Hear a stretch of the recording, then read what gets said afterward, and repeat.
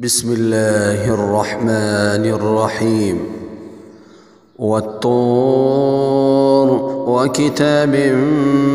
مستور في رق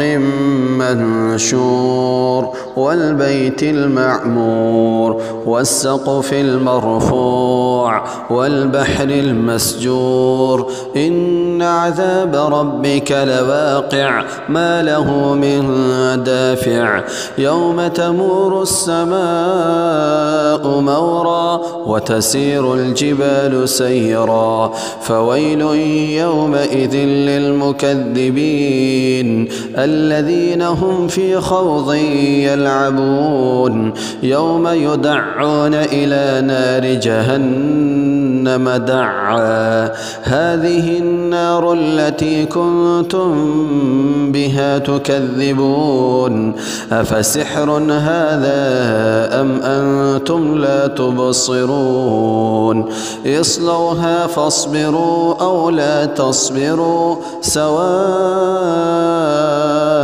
عليكم إنما تجزون ما كنتم تعملون إن المتقين في جنات ونعيم فاكهين بما آتاهم ربهم ووقاهم ربهم عذاب الجحيم كلوا واشربوا هنيئا بما كنتم تعملون متكئين على سرر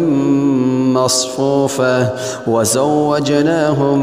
بحور عين والذين آمنوا واتبعتهم ذريتهم بإيمان ألحقنا بهم ذريتهم وما ألتناهم من عملهم من شيء كل امرئ بما كسب رهين وأمددناهم بفاكهة ولحم مما يشتهون يتنازعون فيها كأسا لا لغو فيها ولا تأثيم ويطوف عليهم غلمان لهم كأنهم لؤلؤ مكنون وأقبل بعضهم على بعض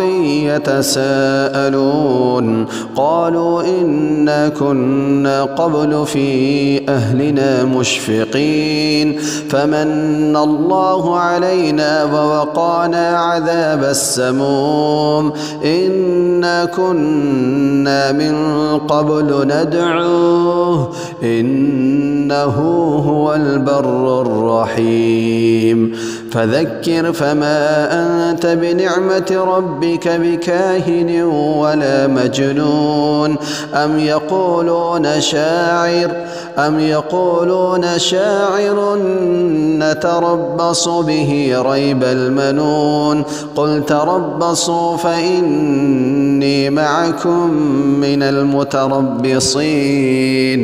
أم تأمرهم أحلامهم بهذا أم هم قوم طاغون أم يقولون تقوله بل لا يؤمنون فليأتوا بحديث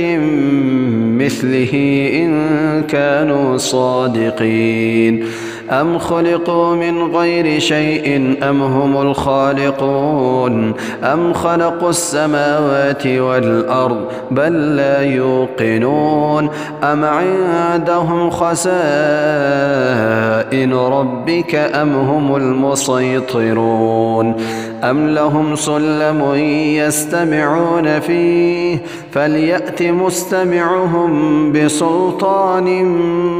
مبين أم له البنات ولكم البنون أم تسألهم أجرا فهم من مغرم مثقلون